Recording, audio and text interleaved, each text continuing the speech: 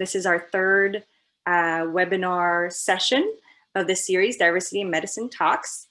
I think you all know, a few of you have already attended our past ones, but again, just to reiterate, the goals of this webinar in medicine, Diversity in Medicine webinar series is to get information to you, but more than that, provide advice, opportunities, and networking amongst the group here. And this is done by having this personal setting for this 1 hour and with the right individuals. So inviting folks from different specialties, so you can learn about different specialties, also from different roles. So having deans of diversity here, of which Dr. Howell is one, having our guest speakers coming roles in academic medicine or doing community work, so wearing multiple hats, or having people from different cultural backgrounds and who have taken the not so traditional paths to getting to medicine. So the goal is to have individuals come and speak to you who you can better understand and relate to. And as you can see, in a very personal setting.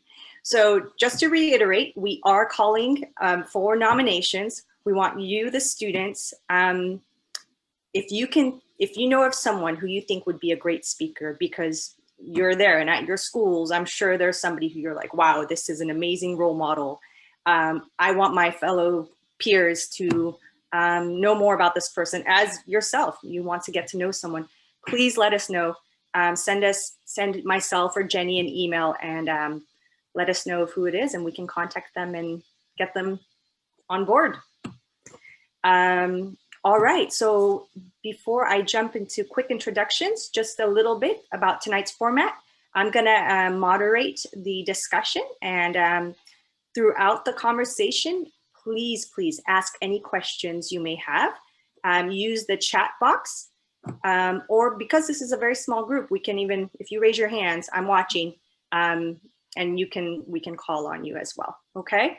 Everyone's camera, with the exception of one, is on. I highly encourage, again, we're trying to make do the best we can in this virtual environment. So highly encourage, have your cameras on if possible, and that way we can have this actual personal setting here. And just an FYI, the webinar is being recorded. And what we can do is start with the few, our AMSNY staff introductions. And since it is a small group, we can do personal introductions as well to students. So on staff, we have AMSNY's CEO and President, Joe Wiederhorn. Hello. Hi, everyone. I think I've met all of you, and I'm really glad to see that you are attending tonight, but I'm going to just throw in the little nag. If you haven't voted yet, go out and vote. We need every vote we can get. So that's my nag for the evening. It's nice to see all of you. And gee, Amelia, it would be nice to see your face, but not to call anybody out or anything. Bye. Great, thanks, Joe. We also have Jenny Tassler, who's our Director of Policy and Programming. Hello, and just to reiterate Joe's point, if you're going to vote all the way down ballot. We do a lot of state work, and if you have any questions about who your rep is or any information that you'd like, feel free to reach out to us. I can get that to you tomorrow if that would help. Great. And I think everybody here knows me. I'm Britil Badal, the Director of Diversity. I've been with AMSNY for a little over 3 years now, and it is my pleasure to be here with you all.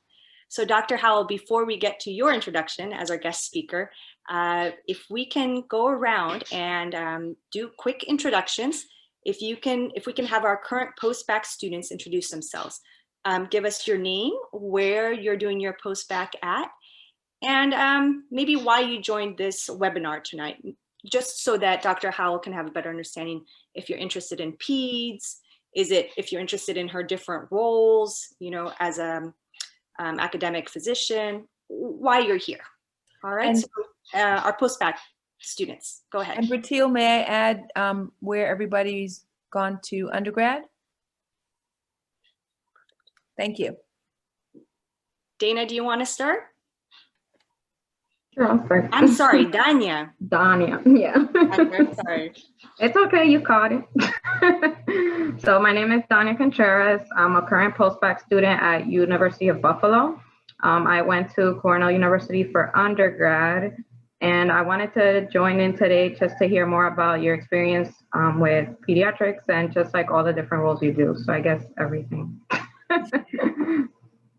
Cool, thank you. Hello, my name is Christiana Agbo. I am a current postbac student at the University of Buffalo. I also attended Cornell University for undergrad. I joined because I wanted to gauge a better understanding of what your life is like as the chair of an assistant dean for diversity and student life and as an academic physician. Okay, thank you, Christiana.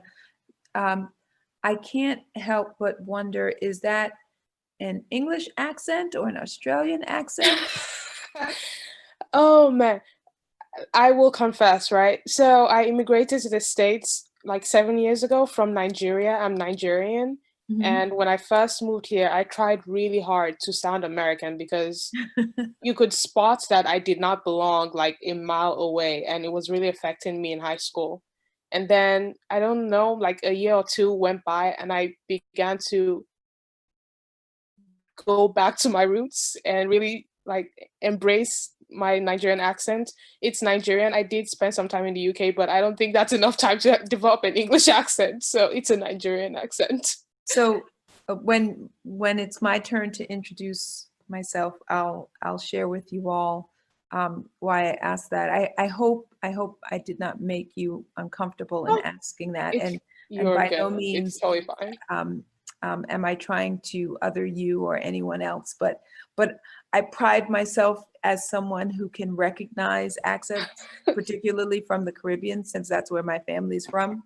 And I just knew I was hearing something English or maybe a touch Australian in there. You know, that's very flattering, actually. So thank you. Thank you. Who's up next?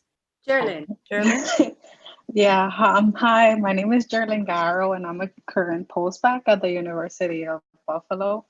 I went to undergrad at Hobart Smith Colleges in Geneva, New York. So, and the reason why I am here today is because I've been interested in pediatrics. And then I had an experience because I used to work as a scribe as an EMD. So like the interactions between the doctors, which are like general practice, like the interactions they have with the kids were not very like pediatric based, like they're like, it's not their specialty. They're like overall they take care of everyone no matter their age. So I just want to know like your experience, how has it been for you, like any struggles you've had, and like what it is to like work with a child, especially the parents, because I know it's all about teamwork when it comes to pediatrics. So Definitely. Definitely. Great. Thank you, Jerlyn. So, and now we have a few postbac alumni who are current medical students. So maybe Christopher, we can start with you. Yeah, sure. Hi, everybody. I'm Chris. I'm currently a third-year medical student at Stony Brook. I joined today kind of to see what pediatrics is like. I'm definitely really very much interested in possibly going into pediatrics. That was a clerkship that I really loved, and I love spending time with all the kids and everything. So it's something that's really drawn my attention, and yeah, and it's great to see everybody again. Thank you. Miss Batts. Hi, everyone. My name is Rakaya. I'm a second-year medical student at Jacobs School of Medicine. I also did the postbac at UB. So any of the current postbac students, feel free to reach out, especially if you're going to Jacobs. I joined the call tonight because I'm interested in academic medicine. It's a recent interest of mine.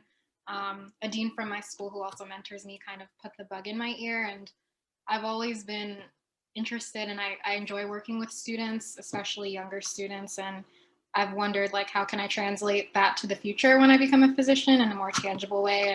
And I've seen the support at my school that the deans have given me, and it's been, inexplainable. It's been very helpful, and I would love to do that for a student in the future. I went to Brooklyn College for undergrad, and I think that's it. Oh, and I'm also, I'm from the Caribbean. My family's from Barbados, so I'm interested in hearing where you're from, Dr. Howell. So, yeah. Cool. And Rakaya, where did you say you're in medical school now? Oh, Jacobs School of Medicine at the University at Buffalo. Okay. Yeah, it's a new name. Like 2 years ago, the Jacobs family donated like $300 million to the school, so now it's renamed and it's downtown instead of South Campus where it used to be. So. Understood. Thank you. Yeah. And we have Emilio joining us. It's great to see you. Let me take you off mute, or you are on mute. There you go. Yeah, sorry, I'm driving home from my clinicals, so I was kind of trying to take the video off. But my name is Emilio Woodstock. I'm undergraduate. I went to Syracuse University for undergraduate, currently at Stony Brook in my 3rd year in my clinical rotations. I joined today because I've kind of felt like I've been running from pediatrics. I was scared of like dealing with sick kids, but I've always like found myself working or volunteering with kids like in undergrad, outside of undergrad, in the community. So I want to learn more about pediatrics, especially as an underrepresented physician, and also find out more about how, Dr. Howell, how you deal with combating like socioeconomic barriers as well as like other cultural barriers that might affect care of children and how that interplays with families. And my family's from Jamaica, so we have that Caribbean tie there as well. Connection. Okay, thank you. No And problem. Emilio, if you need to take off the video, I don't know if you're driving or if you're stationary. If you're driving, by all means, focus on your driving. Yes, Okay. please be All safe, right. first and I foremost. will. And it is being recorded, so if you want, you can access this later. If you have specific questions to her and you need to go, just email us and we can get it to Dr. Howell. All right? Okay, thank you. Great. And last but not least, we have Mr. Angevin joining us. I see you. We're doing introductions. If you can give a quick introduction. I wasn't expecting to speak tonight, Bratil. Good evening. My name is Jafar Angevin. I'm the program coordinator of the AMSNY Postbac program in Buffalo. I serve as the academic advisor for the students as well as the other day-to-day activities. And I am probably, aside from Jill, well, she'll probably surprise me, probably the only non-science person in the room. Jafar, your internet is a little bit off, but we understood most of what you said. And it's great to have you here because we know you serve as a mentor and not just as an advisor, but mentor and role model to the students. So glad you can join us. All right, so let's begin. Dr. Howell, thank you very much for joining us tonight as our guest speaker. It's a pleasure to have you here. If you can begin by just giving us a brief introduction of yourself. Okay, and just before I do that, my understanding is the bulk of the remainder of the time should be Q&A. Yes, Okay. I'll help moderate. I'll ask some questions, but as we converse, students, please jump in with your questions and we'll just redirect to your questions. Okay, great.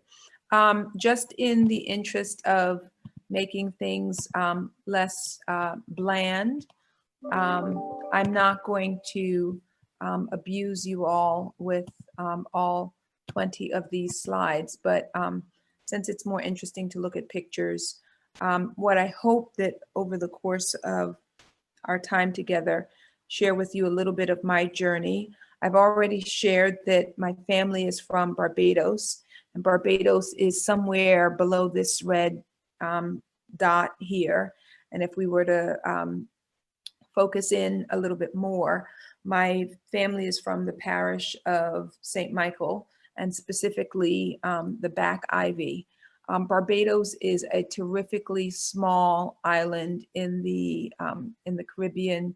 You could drive around the whole island in less than a day.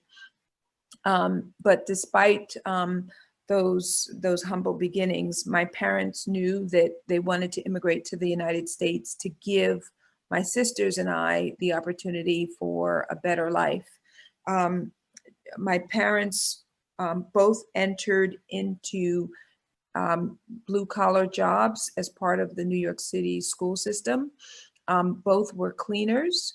My father, by virtue of the fact that there were more opportunity for men, climbed the ranks from a cleaner to a fireman, having some supervisory roles, to a custodian, and then a custodian engineer. My mother, prior to her retirement, was primarily a cleaner. And I'll share with you that I had the distinct pleasure of being a student in the school where she was part of the custodial staff. But I share that to say that my parents really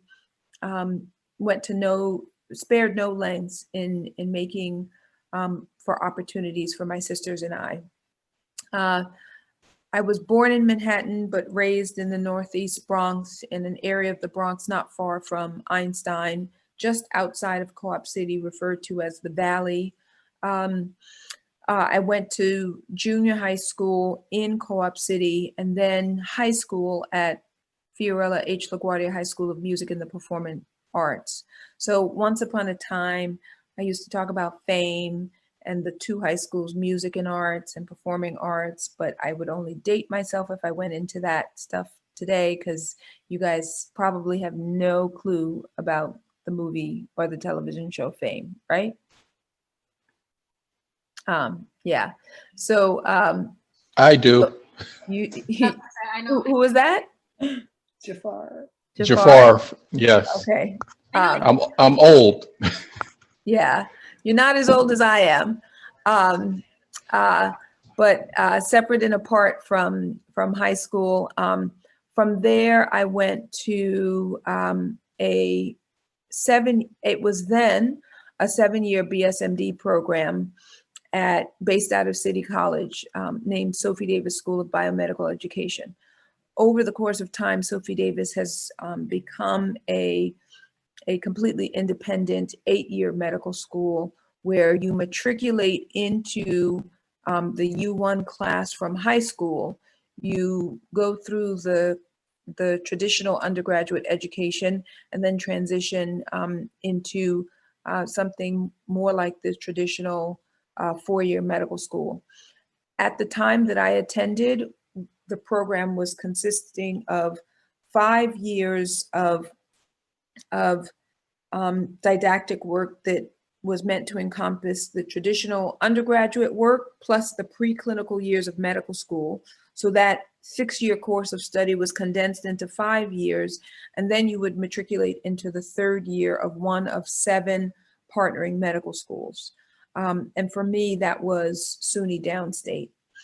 And then after I completed my final year of med school at SUNY Downstate, I did my residency at the Children's Hospital of Philadelphia, a place that I love, wouldn't trade that for anything. And then returned back to New York Hospital, where I did my pediatric critical care medicine fellowship. And my first faculty position after finishing my fellowship was at Cornell, but the truth is I was based at NewYork-Presbyterian, Queens, the old Booth Memorial Hospital, where I served as the site director for a then nascent 5-bedded PICU. And in 2005, transitioned back to the main campus, where I served as fellowship program director from 2005 until June of this year. And I would have to say my professional identity is that of clinician educator, and in particular, simulation education is something that I'm very passionate about.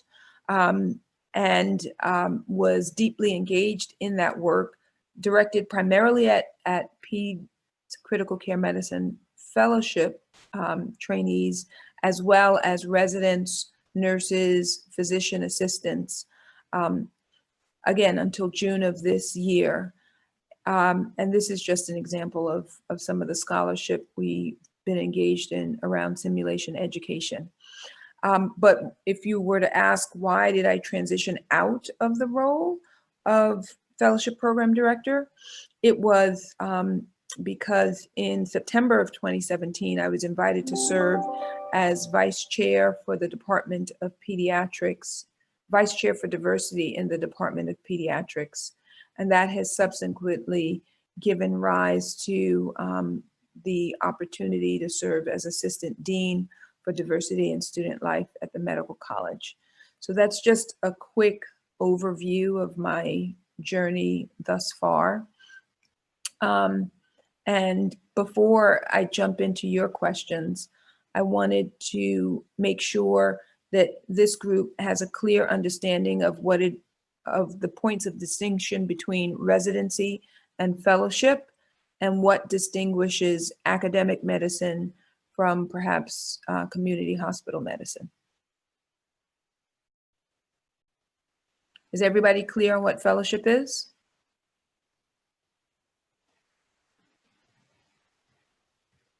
Zero Could you just go uncertainty. over the difference between residency and fellowship just one more time, please? Thank you. Thank you, Christiana. So I didn't distinguish it as I was sharing my path, but I think of residency as on-the-job training. You finish medical school, you have your MD degree, you are Dr. Contreras or Dr. Agbo or Dr. Garo. You're a doctor, but you would not be licensed to practice medicine independently, because although you've got the theory, you don't have that practical experiential knowledge. And so the purpose of residency is to give you anywhere between 3 to 5 years of on-the-job training. For medicine, pediatrics, and psychiatry, the residency duration is 3 years. For OBGYN, it's 4 years.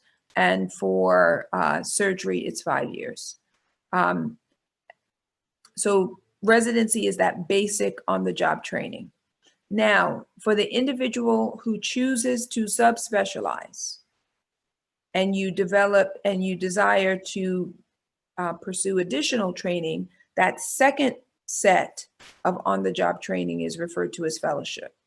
So I did a pediatric residency, and at the end of my pediatric residency, if I wanted to become a general pediatrician and work in the outpatient arena, or a pediatric hospitalist, that 3 years of pediatric residency training would have been sufficient. But because I chose to specialize in pediatric critical care medicine, I had to do an additional 3 years of on-the-job training.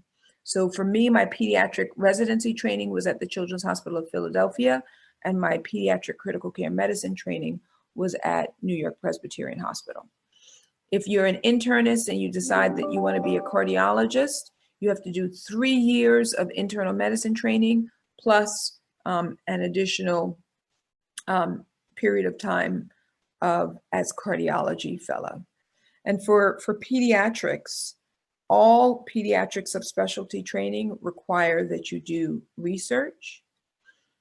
The thought process being that in the academic world, we are all charged with contributing and building to the body of knowledge relevant to our specialty or subspecialty. So Rakaya, when you say that, you know, your mentors are directing you toward academic medicine, if you choose to be the best gosh darn clinician you could be, and all you want to do is patient care, then you can work in a community hospital setting. But once you decide that you want to be actively engaged in teaching at the resident level, at the fellow level, at the medical school level, then you need to have at least an academic affiliation if you're not working at an academic medical center. But once you choose to work at an academic medical center, then there's also some expectation that you engage in research, whether it be basic science, translational, or clinical research. And if you're not engaged in research, then you need to demonstrate some scholarship. In what way are you adding to or enhancing knowledge around something specific to, in my case, pediatrics, or pediatric critical care medicine, or simulation education, or diversity and inclusion?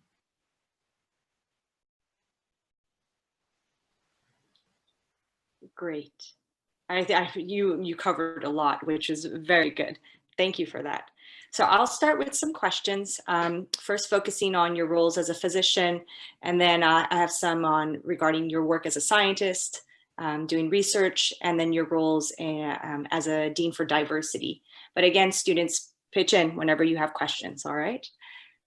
So maybe we can begin with how you chose pediatrics, or why you chose pediatrics as your specialty, and what factors did you consider? So truthfully, I can't pinpoint when I was bitten by the bug of medicine. I think it had something to do with being stuck in the waiting room when my grandmother was critically ill, and at a day and time when children were not allowed to visit individuals who were in the ICU, and it had something to do with dissecting a frog. I knew I wanted to do medicine. And then pretty automatically, I knew it had to do something with children. When I was a teenager, nobody else wanted to be bothered with the kids. Nobody else wanted to babysit. Nobody else wanted to read. Nobody else wanted to spend time with the younger kids in my family or in my neighborhood. And I was happy to. And so very loosely, it was either going to be medicine or I was going to be a teacher. But I always knew I was going to be dealing with children. And I think that as time went by, I had an attraction to the sciences. And as I said, it was always going to be working with children. There was a season in my first couple of years at City College where I had occasion to volunteer with the injury prevention program at Harlem Hospital. And I was working with a female pediatric surgeon who was an even more rare entity than it is these days. But she was a pediatric surgeon working in the inner city community at the height of the crack epidemic. And she got sick and tired of plucking bullets out of children. And I thought that the concept of a surgeon, someone who, once a problem was identified, was going in with their own hands to fix the issue. And she had a mindset to attend to advocacy and some of the social issues that were plaguing her patient population. I thought she was, the best flavor of what a doctor should look like. And I wanted to be just like her. So then I got it in my head, I was going to be a pediatric surgeon. And then I learned that that would take 5 years of surgical residency, 4 years of pediatric surgical fellowship. And then if I wanted to distinguish myself from everybody else who was doing pediatric surgery, I would probably have to do a couple of years of research. And when I did the math, I decided that 11 years of training was too long. So I scrapped the ped surgery idea. I went into pediatric residency, really not knowing where my niche was going to be. I thought maybe pediatric emergency medicine, because truth is, I'm an action junkie. I like the instant gratification of patient comes in with a problem. How quickly can I fix it? The idea of putting somebody on antibiotics and having them percolate in the hospital for a couple of days and they get better without too much effort on my part wasn't that attractive to me. But quickly I realized that I am not well suited for emergency medicine because you need to be able to move patients. when the waiting room is full and it's the dead of winter, you just need to be able to move patients. And speed was not my forte. And when I did my first NICU rotation, exposed to a lot of physiology, pathophysiology, again, with kind of that instant gratification. If the patient's hypoxic, I can put them on the ventilator. I can manipulate their PEEP and their FiO2 to improve their oxygenation. That I found sexy and attractive. And so pediatric critical care is where I landed. Thank you. What a story. All right. So Dr. Howell, I mean, you work with our youngest. Give us an idea what it's like serving children as patients, the benefits and the challenges. And I think Chris and Emilio both were asking along the lines of this. Yeah. What's attractive about children for me is their resilience. A child can scream bloody murder if you draw blood or you give them an immunization, and then you swing back a couple of hours later with a toy and they're ready to engage with you. Other points of distinction, I think kids are less likely to mope around feeling sorry for themselves. And the reality is that most children are healthy. And thus, when you help restore them to their baseline status, you're restoring them to a place of health, as opposed to someone with hypertension and diabetes and coronary artery disease who might get pneumonia, but once their pneumonia is better, you're still returning them to a state where they've got to manage their hypertension, their diabetes, and their coronary artery disease.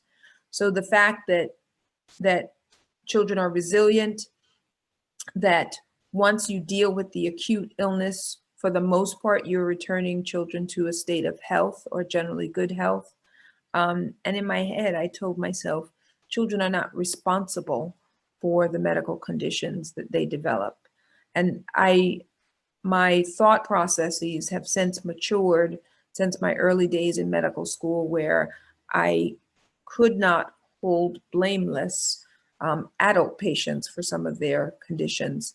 My thinking have since matured, but the fact that I was holding children harmless or blameless for their illness was another thing that attracted me toward pediatrics. Some of the challenges, children are not supposed to die. Bearing witness to families suffering the loss of their child is not cute. And there are times where dealing with families can be challenging, where you have a mission and a commitment to the child, and the overwhelming majority of the time, the parents and the family is with you. The child's best interests are what everyone has in mind. But there are times where when parents are struggling with the illness in a child, that their struggle manifests in dysfunctional ways that can make it feel like if we're not all rowing in the same direction. Sometimes it's challenging to deal with parents, but when we prioritize the well-being of the child, we find a way to get past that. Sometimes we have to remind parents that we are on the same page, that we have Johnny's best interests at heart. How can we bring Johnny's best interests to the forefront and align our decision-making around what's best for Johnny?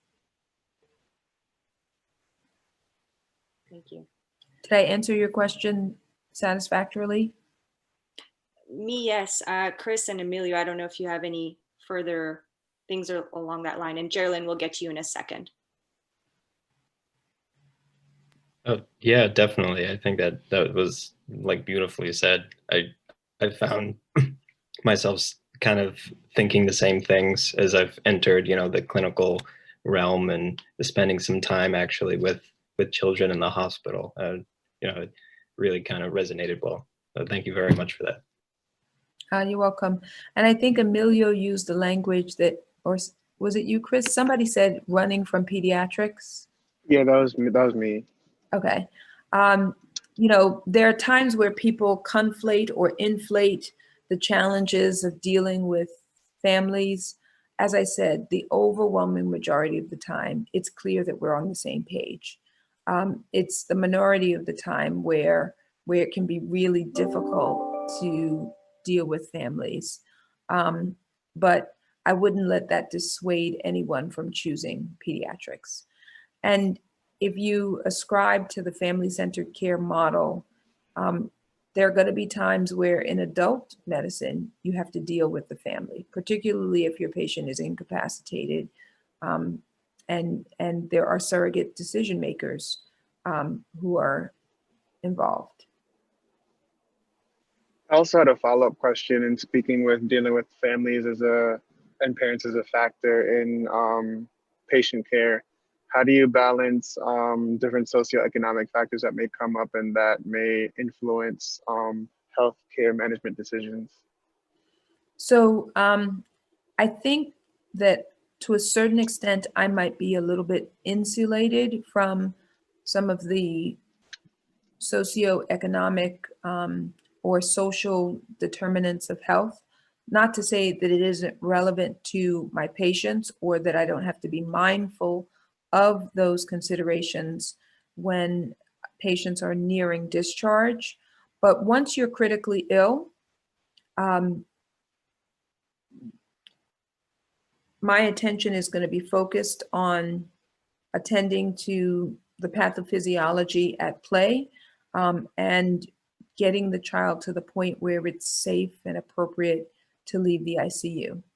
If it's a child with asthma who has difficulty accessing their medications or difficulty assuring good follow-up, then I need to attend to those things, particularly once the child is improving and proving or nearing readiness to leave the ICU. But deep in the throes of an asthma flare, my focus is on managing the status asthmaticus. I don't know if I've answered your question to your satisfaction, Emilio. Can you perhaps give me an example of a challenge that you've seen? I guess it's a very basic challenge. I know you probably don't deal with it managing like more critically ill patients, but as a basic example, probably like obesity and childhood obesity, and like having the parents and family having to get them on board to cook healthier foods and like encourage them to exercise, things like that. Like I guess those challenges intertwine with getting the parents on board. How does that impact I guess like healthcare management? So to your point, the health literacy of families, the extent to which an issue like obesity might be specific to your patient, or is it really a familial issue?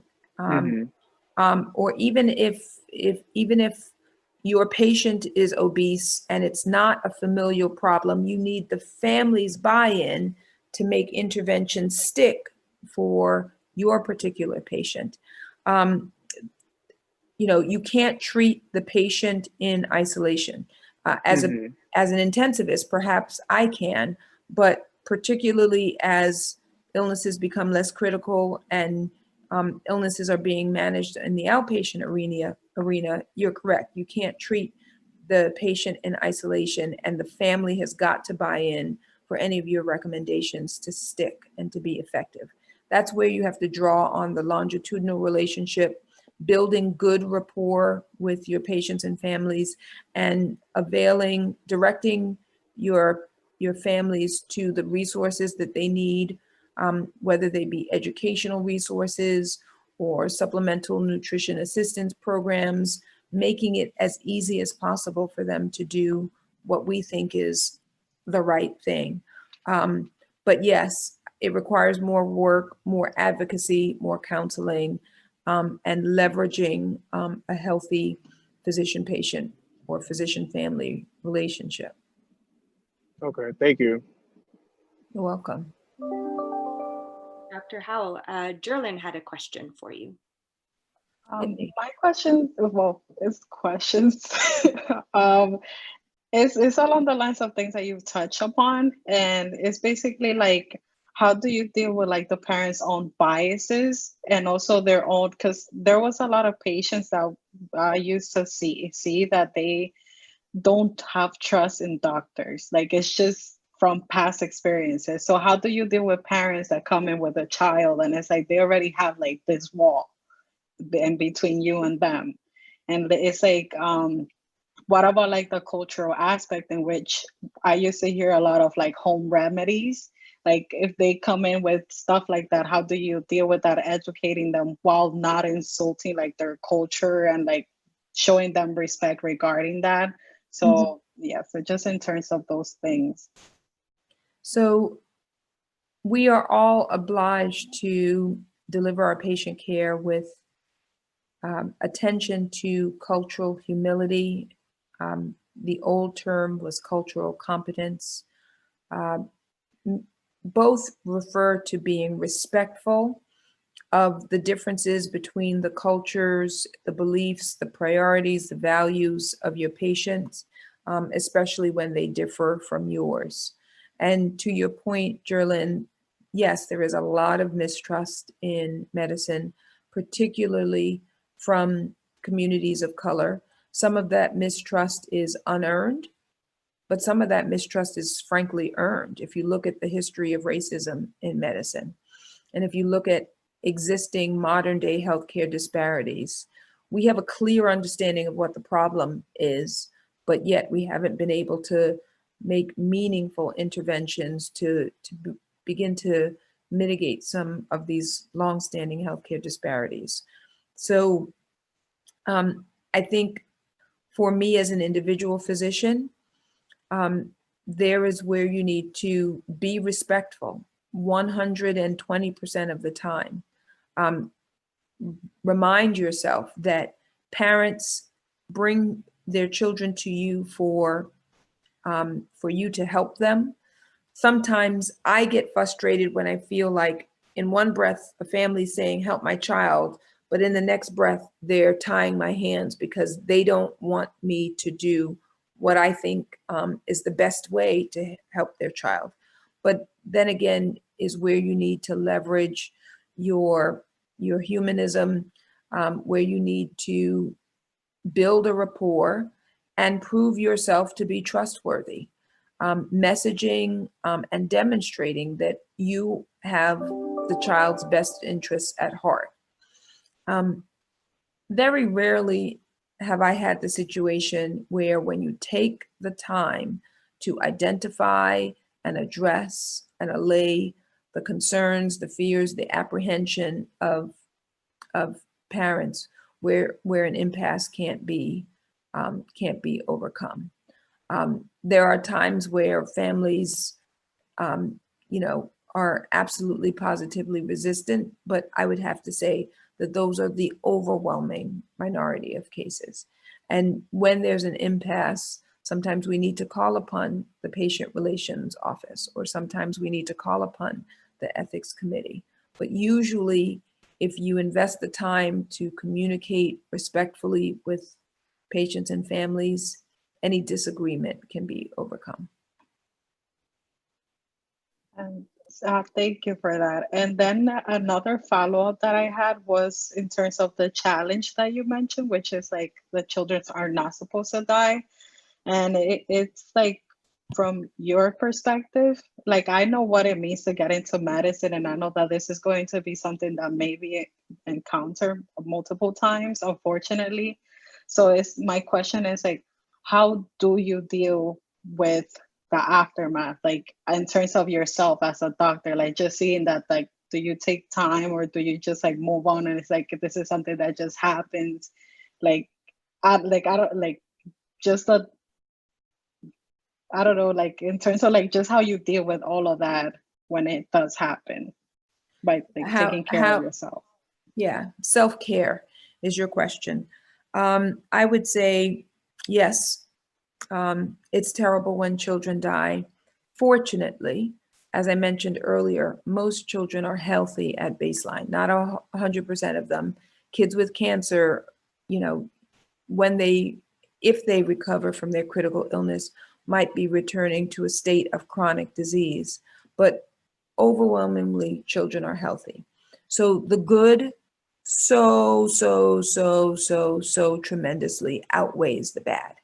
I can't sit here and tell you that in pediatric critical care there's no badness, but the good tremendously outweighs the bad. With respect to when deaths happen or deaths are imminent, one of the strategies that I use to make it a little bit easier for me to deal with the loss of a child is I deliberately shift my focus from care of the child being primary and care of the family being secondary. When it becomes clear to me that this child is going to succumb to their illness, irrespective of what we as a team do, then my focus shifts to care of the family primarily and care of the child secondarily. And if I can work with the family to make this insult that they're about to face a little bit, just a tiny little bit, I can't take away all of the pain, but if I can soften the blow just a little bit, then that brings me a degree of consolation.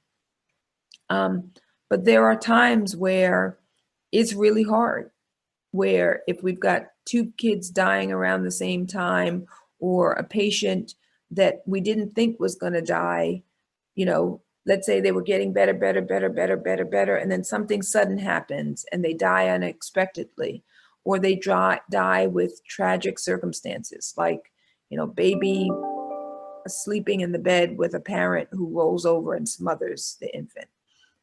When death is sudden and unexpected, we feel terrible for the families.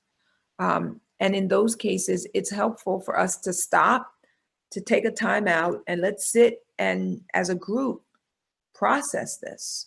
And whether you as an individual physician or nurse or resident speak about your feelings or not, just taking time to pause and say, this sucks, this is terrible, we feel crappy, we feel sad, we sometimes shed tears together.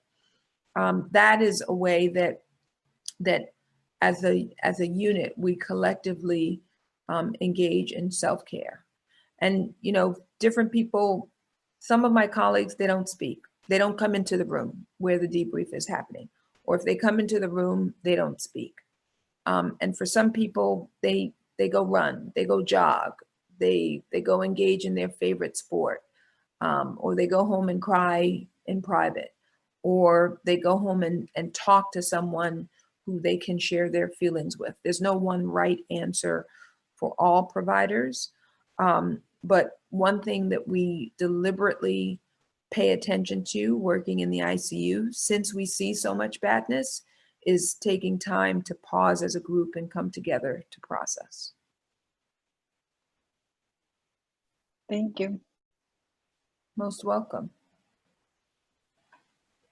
Rakaya had a question for Dr. Howell. Hi, I have a comment and two questions. Is that okay? Do we have time? Mm-hmm. Okay. So my comment is, I love kids. I actually used to be a kindergarten teacher, and there you go. But so, you know, the but's coming. Parents are challenging, obviously, and kids for me have always been, and obviously it's a very vulnerable population. And so when I was in college, I always knew, like, I was interested in emergency medicine, and I still am. Of course, I'm keeping an open mind because people change their mind in med school. But so in college, I shadowed in the ED a lot, and it was the adult ED. And of course, you see, you know, you guys know, you see crazy things in the emergency department. And, you know, I'm a compassionate person, so of course I'm affected by things. But one day I snuck into like the peds ER because, you know, I like kids. And it was a little boy, he was like 7, and I think he broke his arm and he was crying for his dad. I was like, I can't do this. It's too much. And it's so much harder to see a kid, you know, in pain with an adult, you know, again, not that you don't have compassion, but it's like, okay, you know, they'll be okay. They're grown. But a kid, it's, you know, that's hard. So you know, your perspective on how you deal with that. And then if you could explain the difference between critical care and emergency medicine. I've always been a little bit murky on that. Mhm. And what led you to go into the academic medicine role, if that was kind of something you just fell into, if you always wanted to pursue it. So I'm going to go in reverse order and try to remember all the elements of that question. In my formative years, I knew I wanted to work with kids. I toyed with the idea of being a teacher, and there are ample opportunities to teach in medicine, but they're usually based in academic medical centers. So knowing that I wanted to marry the medicine with the teaching, it was pretty clear to me that I would need to be in an academic setting to accomplish those things. With respect to how to deal with children who are suffering, children who are in pain, it's not easy. It's hard to listen to a child cry. It's hard to be the one inflicting the pain. Fortunately, in the ICU, when we need to do serious procedures, we also provide sedation and analgesia. So pharmacologic assistance, getting the children to cooperate to alleviate pain. But, you know, a simple blood draw, you're not sedating a child for that. And, you know, you have to hold children down. And when you're doing sutures, you numb the area, but we use medieval torture devices called papooses, where you basically strap a child in and so that they can't move their arms and legs. Have you guys ever heard of a papoose? They're not cute. They're not cute. And, you know, as a pediatric provider, you know, even doing a throat exam involves some degree of temporary restraint. And, you know, I mastered, sometimes you need two people to do a throat exam. And how do you control the arms and the head and control the tongue depressor in one shot? And what I've learned is if you only have two people, somebody's got to hold the elbows against the head so that the arms are controlled and the head is controlled, and the other person is operating the tongue depressor and the flashlight to get a good view. That's not nice. And, you know, you and me, we would cooperate and get it over with. But when you have to take a 3-year-old who doesn't know why they're being assaulted by this person in a white coat, no amount of talking is going to get, you know, cooperation out of them. But then kids are resilient, and, you know, 5 minutes after, they may not trust you, but like give them a half an hour or an hour, then they're ready to play with you. And that was frankly attractive to me. To your question about the distinction between emergency medicine and critical care, emergency medicine, you're on the front lines. So you're in the ER, and you could be dealing with runny noses or broken bones or sudden infant death or a multiple trauma victim who's been in a car accident. You know, you could be dealing with silly, pardon my language, stupid stuff, to life-threatening, this child needs to be rescued right now, and failure to rescue could result in the death of a child. Quite honestly, the fact that most children are healthy and most of what you see in the ER are, you know, minor or straightforward illnesses was unattractive to me. Also, the fact that you could be dealing with easy multiple trauma, and you have to be able to turn on a dime was also unattractive to me. I find it easier to walk into an ICU knowing that these 20 patients are all critically ill, and if I don't do my job well, could die. I find that easier to deal with than picking the sick child out of the haystack of children who are ultimately going to be well. And so I have a lot of respect for those who are on the front lines.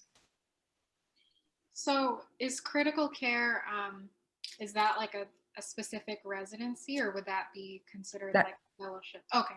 That's a fellowship. So you would need to do, for pediatric critical care, you would need to do a pediatric residency followed by a pediatric critical care medicine fellowship. It's the intensive care unit. So patients who have organ system insufficiencies or organ system failures. So you can't breathe well and you need special assistance with your breathing, either CPAP or BiPAP or the ventilator, or your blood pressure is low because you have sepsis and you need blood pressure medications, or your kidneys failing and you need dialysis. Those are all ICU modalities and would bring you to my shop, so to speak. Thank you. You're welcome. Great. So I am mindful of the time. It's almost 7 p.m. and I would like to ask Dr. Howell if she has maybe a max of 10 minutes, because I want to see if I could touch on 2 of your other roles as a scientist as well as a diversity dean. Do you have 10 minutes? Thumbs up. I have 10 minutes. Thank you. Because it's so, I think it's a question that a lot of the students have here. How do you juggle all of these different kinds of roles? And yes, there is an intersection, but how does that work? So if we can take a few minutes and talk about your role as a scientist. Just this year, you've had a number of research publications, and I understand, and I think you've mentioned it now a few times, that one of your focus areas lies in, is it pediatric ventilator associated clinical manifestations? I'm not sure if I'm outdated. This is what I saw online, but if you can just tell us a little bit about your studies and your work. Okay, so I mentioned earlier that in the academic world, we are all expected to contribute either new knowledge or augment existing knowledge relevant to our specialty or subspecialty. And the reality is the currency in the academic world is publications. So if I speak plainly, we're all expected to generate publications. One way to do that is by doing new research and generating new information or new understanding, or you can augment or deepen existing knowledge. Most of my scholarship has been educational scholarship. I cannot assert myself to be a researcher. I've had publications on topics like status asthmaticus. I work as the site director for a multi-institutional quality improvement collaborative, referred to as NEAR for Kids, the National Emergency Airway Registry for Children. That's a multi-institutional project that looks at the patient, the provider, and the process level factors around children who have breathing tubes placed, to find out and to establish what the best practices are. And so I have several publications that are based out of that work. I've had several poster presentations around simulation education, and that's the area that where in the past 10 years or so, since 2011 until this June, where I would say most of my energies were concentrated. I don't have much by way of diversity publications yet, but I've got a couple of things in the pipeline. I would have to say that one, to Rukiah, to your question, or anybody who's interested in academic work, I would encourage you to identify an area of focus, identify a niche, because the people who are most successful in the academic world do that, and do that early. So if you look through my publications and you take away the NEAR for Kids publications, you're going to find something on children who are shot from like 20-something years ago, when I was working with the injury prevention program. And then you're going to find something about neuroblastoma outcomes in children who've undergone surgery. You're going to find a couple of simulation papers. You're going to find stuff on asthma. It's a potpourri. And you wouldn't necessarily be able to look at my publications and say, this person is passionate about simulation education, and this is her area of expertise. But for someone who is more successful navigating the academic space than I was, you should be able to look at their list of publications and figure out and discern what their area of expertise is. And so that's something that I would encourage you to do. As you're moving through your residency and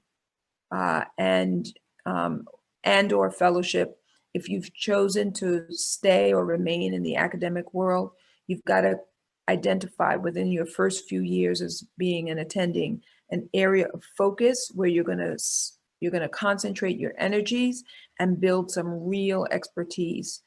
Because eventually you want to do research or scholarship in that area, you want to publish in that area, and in order to get promoted from assistant to associate and then associate to full professor, you've got to be nationally recognized for something.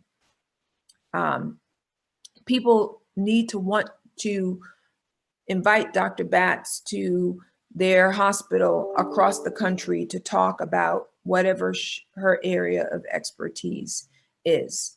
And so building an area of expertise and developing national recognition for something is the coin of the realm in the academic world.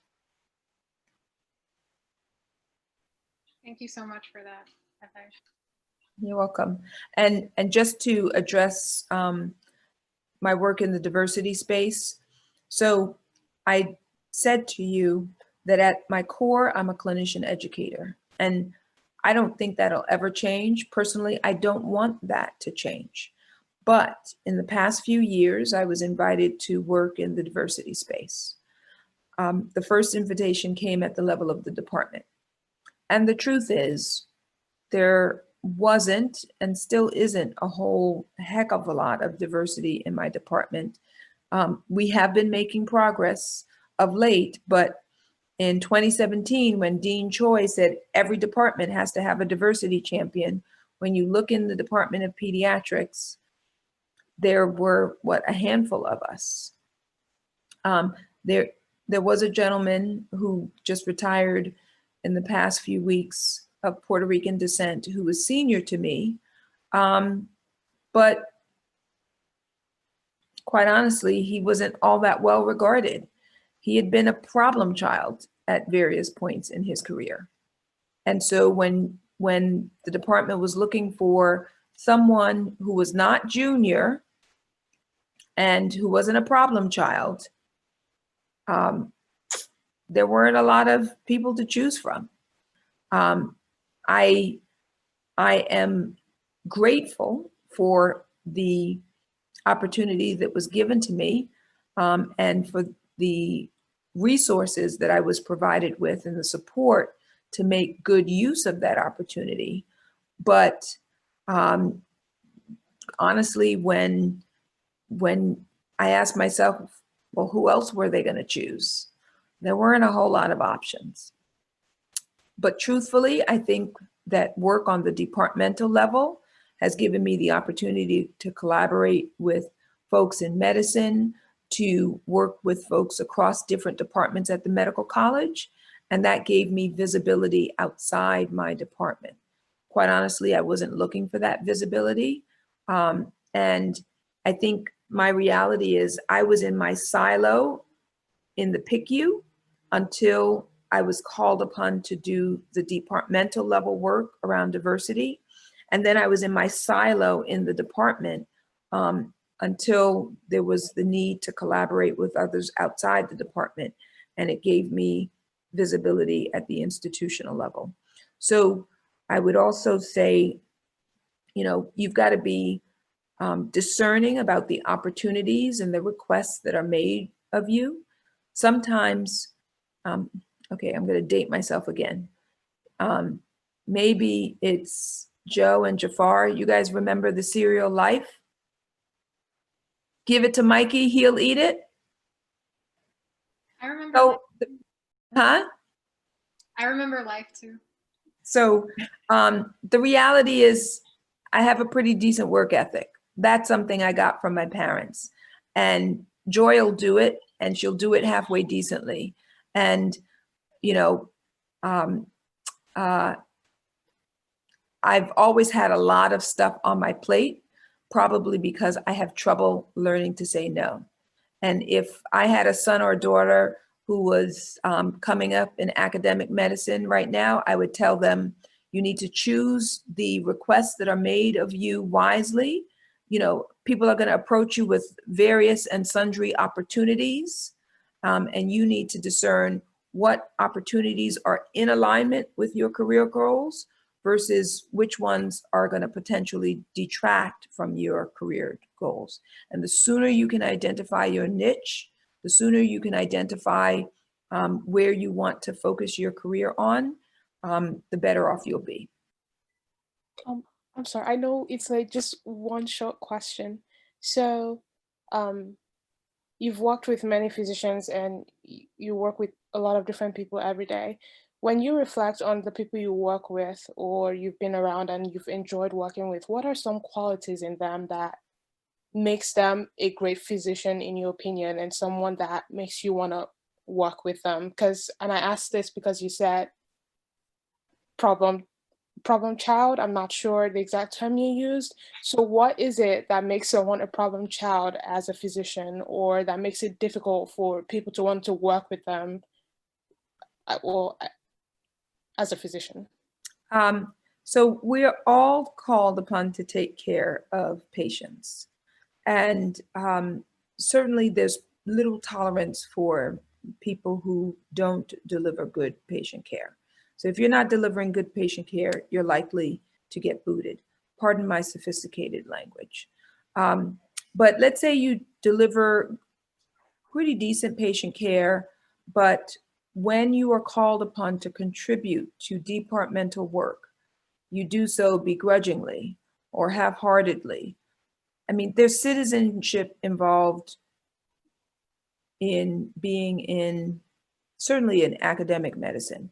There are committees that you need to contribute to. Everybody's got to do their part in trying to advance departmental goals and initiatives. And some people do it more cooperatively than others. And this is an individual who delivered excellent care to his patients, but wasn't necessarily easy to manage and cooperative in other respects. So I apologize. I did not mean to use obtuse language when I said a problem child. Personally, what I'm looking for in colleagues is someone who will give primacy to patient care and will treat all their patients like if it was their child or their uncle or their cousin. If you give one standard of treatment to one child and a different to another, that's often noted by your physician colleagues, your nursing colleagues, and even if no one calls you out on it, it's noted. I personally appreciate people who have a strong work ethic and are going to go the extra mile rather than delivering the bare minimum. And I would say, you know, part of the reason why I've been at Cornell for 22 years is I've been fortunate to work with, for the most part, a really good bunch of human beings. Are we perfect? No. But a pretty decent group of human beings. Thank you. Well, we are very lucky, and I think I can speak on behalf of AMSNY, to have you on board as part of our team, Dr. Howell. I don't know if the scholars know, we have a committee for diversity and multicultural affairs, which is all the deans of diversity at our 17 medical schools. And this committee, it's an AMSNY committee, they really guide our diversity initiatives. And the postbac programs actually, and the scholarship came from the guidance and mentorship of this committee. And Dr. Howell has recently joined us as Weill Cornell's representative. So it's a pleasure to have you on board with us. It's an absolute pleasure to have you here tonight. I think everyone here appreciated your candid and honest comments, stories, all of the above. And that's what this webinar is all about. So thank you very much for your time, Dr. Howell.